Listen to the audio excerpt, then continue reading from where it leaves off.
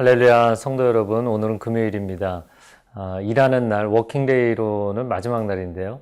오늘 일하는 가운데도 하나님의 도우심을 경험하기를 원합니다.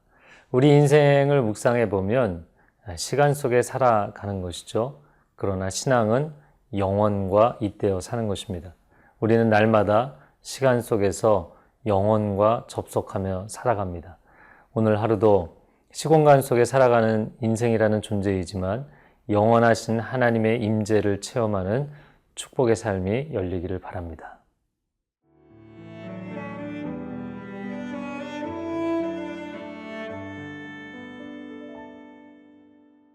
역대하 15장 1절에서 7절 말씀입니다. 하나님의 영이 오뎃의 아들 아사랴에게 임하시매 그가 나가서 아사를 맞아 이르되 아사와 및 유다와 베냐민의 무리들아 내 말을 들으라. 너희가 여호와와 함께하면 여호와께서 너희와 함께하실지라. 너희가 만일 그를 찾으면 그가 너희와 만나게 되시려니와 너희가 만일 그를 버리면 그도 너희를 버리시리라. 이스라엘에는 참신이 없고 가르치는 제사장도 없고 율법도 없은 지가 오래되었으나 그들이 그 환난 때에 이스라엘 하나님 여호와께로 돌아가서 찾음에 그가 그들과 만나게 되셨나니 그때에 온 땅의 모든 주민이 크게 요란하여 사람의 출입이 평안하지 못하며 이 나라와 저 나라가 서로 치고 이 성읍이 저 성읍과 또한 그러하여 피차 상한 바 되었나니 이는 하나님이 여러 가지 고난으로 요란하게 하셨음이라. 그런즉 너희는 강하게 하라. 너희의 손이 약하지 않게 하라. 너희 행위에는 상급이 있음이라 하니라. 오늘 본문의 첫 번째 부분은 1절 말씀을 집중적으로 묵상을 해보겠습니다. 1절 말씀에 하나님의 영이 오뎃의 아들 아사랴에게 임하시매 2절 상반절에 그가 나가서 아사를 맞아 이르되 아사와 및 유다와 베냐민의 무리들아 내 말을 들으라. 하나님의 영이 임하셔서 하나님의 말씀을 전달합니다. 자, 하나님의 영이 하나님의 사람 아사랴에게 임하였다라고 표현되어 있습니다. 구약의 선지자들, 구약의 예언자들이 동일하게 경험하는 체험은 하나님의 영의 임재, 즉 성령의 임재하심이죠. 성령이 임하셔서 말씀을 증거하는 것입니다. 우리는 보통 성령 체험과 말씀 체험의 분야를 나눠서 생각할 때가 많습니다. 그러나 구약의 선지자들이 경험한 것은 성령 체험이 곧 말씀 체험이었고 말씀을 전달할 때는 성령의 감동하심 가운데 말씀을 전달했던 것이죠. 디모데후서 3장 16절에 뭐라고 말씀합니까? 모든 성경은 하나님의 감동으로 된 것이다. 거기 하나님의 감동이라는 표현은 호흡을 의미하는 것입니다. 하나님께서 숨을 훅 불어넣으셨다라는 뜻이죠.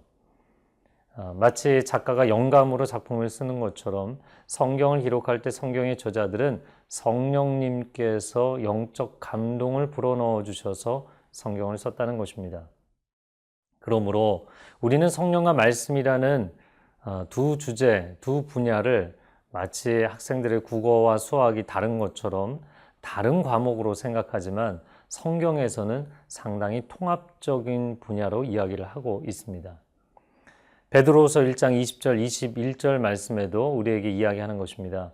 경의 모든 예언은 사사로이 풀 것이 아니니 이는 경의 모든 예언은 성령의 감동하심을 받은 사람들이 받아서 쓴 것이다 라고 되어 있습니다. 그러므로 우리가 읽는 성경 자체가 성령님의 작품인 것이죠. 말씀 따로 성령 따로가 아닙니다.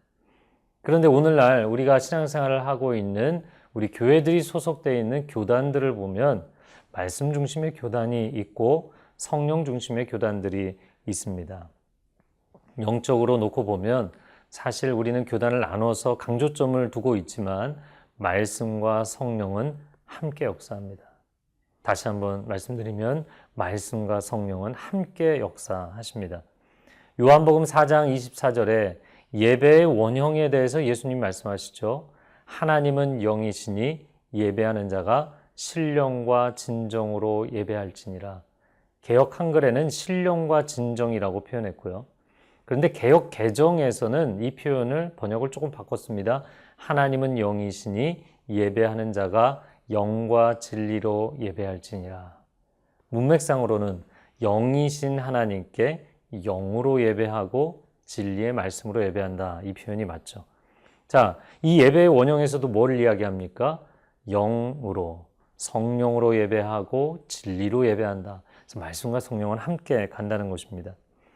에베소서 6장 17절에 보면 하나님의 전신갑주 마지막 아이템이 무엇입니까? 성령의 검인 말씀을 취하라. 성령께서 역사하시고 영적 전쟁을 치르실 때 무슨 신비한 힘으로 하시는 게 아니라는 것입니다. 영역의 핵심이 무엇입니까? 성령의 검은 말씀이라는 것이죠. 진리의 말씀. 예언자, 선견자, 우리가 이런 표현들을 쓰지만 사실은 우리가 신앙생활을 하면서 예언에 관심을 많이 갖게 되는 이유가 미래에 대한 불확실성, 미래에 대한 두려움, 내가 미래를 미리 알고서 예비하고 싶은 그런 마음 때문이죠. 그러나 여러분, 우리가 그러다 보니까 하나님의 말씀을 더 묵상하기보다는 누군가에게 찾아가서 예언 기도받고 대언 기도받는 것을 좋아합니다. 그러나 그것은 마치 우리가 점치는 행위를 하는 것과도 너무나 유사합니다. 여러분 이것을 기억하시기 바랍니다. 모든 예배는 예언적 예배로 가게 되어 있습니다. 시편을 쫙 읽어보십시오. 내가 지금 상황이 너무나 힘들고 어려워서 하나님 앞에 기도하고 부르짖지만 마지막에 가서는 내가 만민 중에 여호와를 노래할 날이 올 것입니다. 이게 예언인 것이죠. 또 한편 두 번째는 모든 말씀은 예언적 비전을 주게 돼 있습니다. 사실 모세 오경에서 하나님께 순종하면 하나님 복을 주시리라. 하나님께 불순종하면 하나님이 화를 임하게 하시리라. 말씀하셨잖아요. 그 계명 자체가 미래에 대한 예언적 메시지인 것이죠.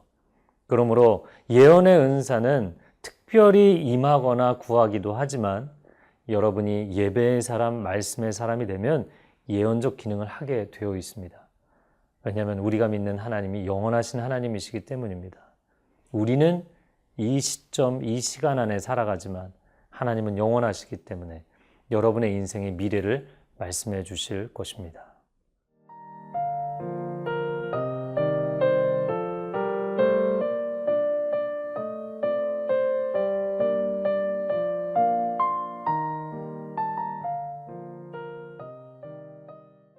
오늘 본문의 두 번째 부분입니다.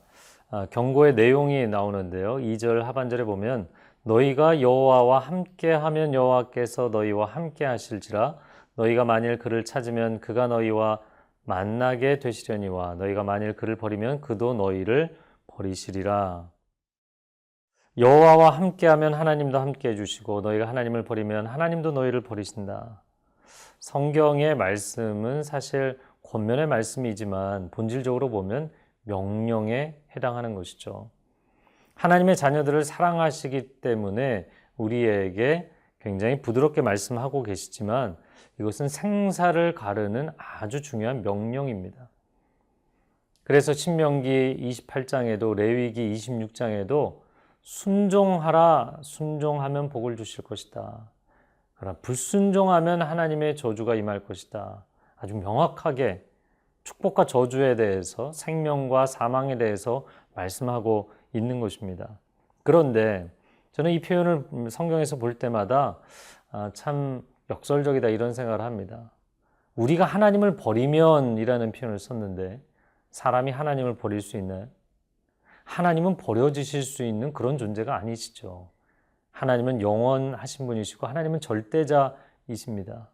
그런데 그 영원토록 변함없으시고 흔들리지 아니하시는 하나님을 내가 감히 버리려고 한다면 그러면 내가 버려지는 결과가 온다는 것입니다. 데살로니가전서 5장 19절 말씀에 성령을 소멸치 말라 말씀합니다. 성령의 불을 누가 끌 수 있겠습니까? 그런데 성령의 불을 내가 끄려고 하면 내 영혼의 불꽃이 꺼져버리게 될 것입니다. 이것이 하나님이 우리에게 주시는 엄중한 경고의 말씀인 것이죠. 자, 3절 말씀에 보면 이스라엘에는 참신이 없고 가르치는 제사장도 없고 율법도 없은 지가 오래되었으나 이렇게 말씀합니다.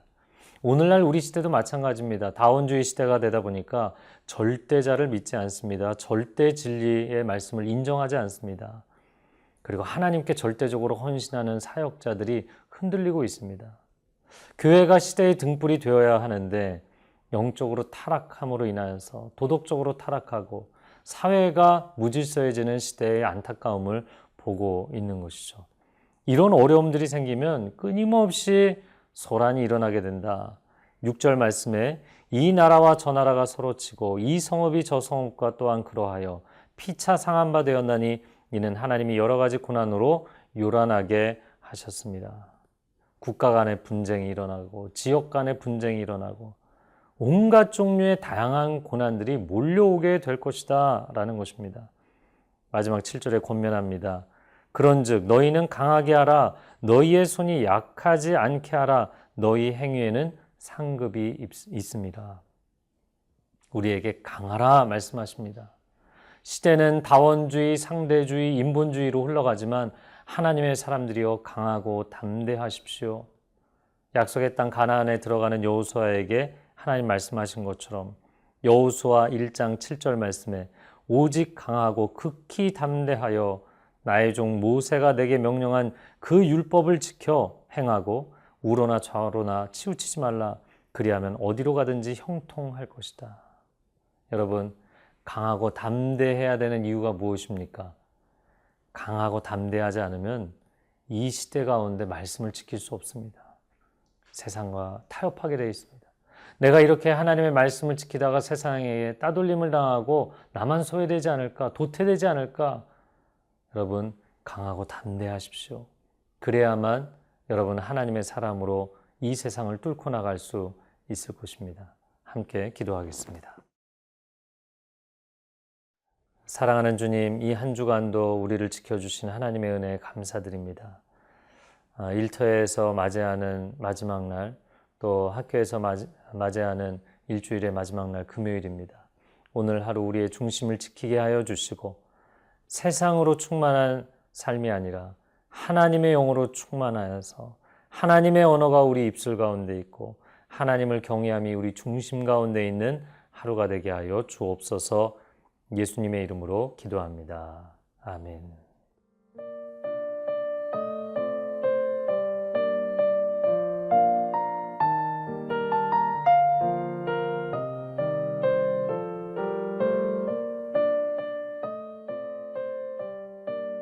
이 프로그램은 시청자 여러분의 소중한 후원으로 제작됩니다.